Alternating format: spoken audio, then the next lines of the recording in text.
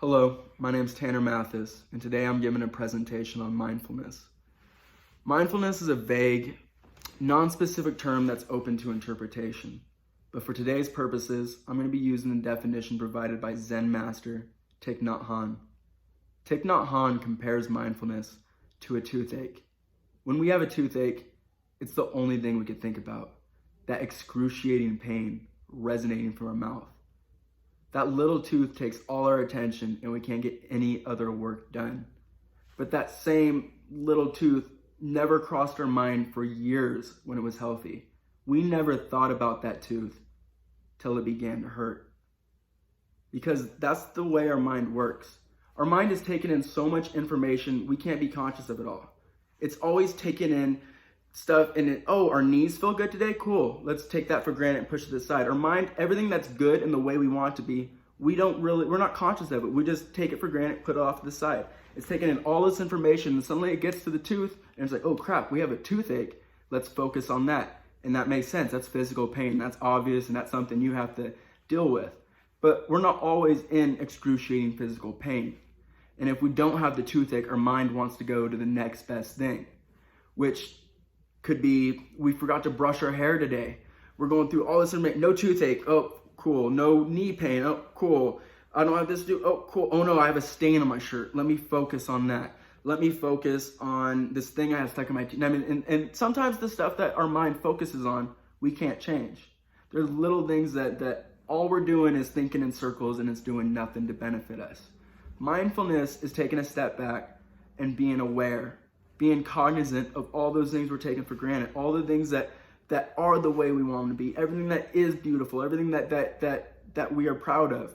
Because our mind, it's because it's the way we want it to be, doesn't mean we can't enjoy it and be grateful for it being that way. So there's so much stuff that we take for granted that if we could just take a step back and appreciate, would find a lot more contentment and enjoyment in everyday life and everyday relationships. And there's a lot of science behind this.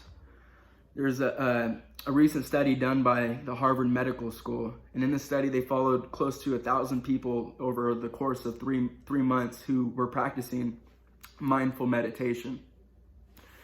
Mindful meditation includes quite a bit of stuff. It includes the stereotypical cross legs, meditation.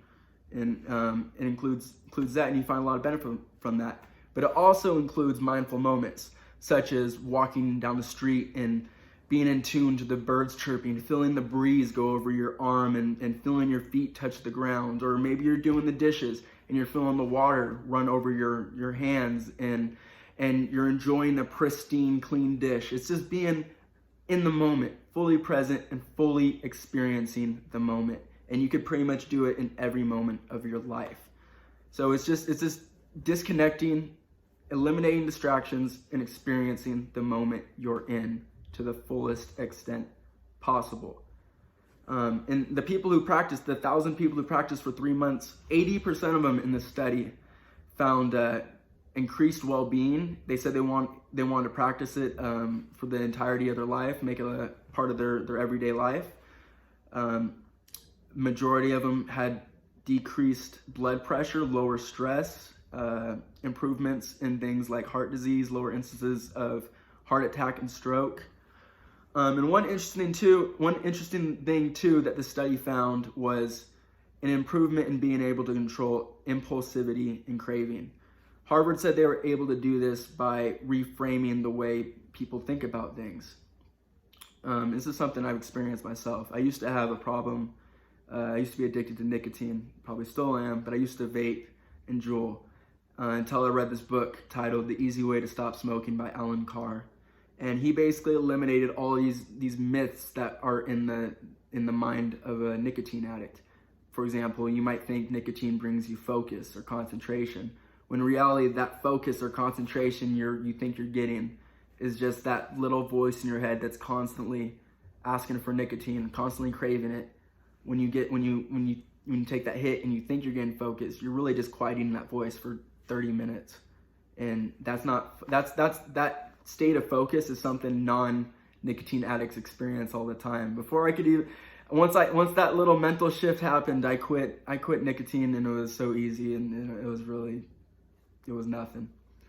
So that's my whole spiel, is to take a breath and enjoy the moment and experience of life. It's simple, but it's harder than it sounds. Thank you.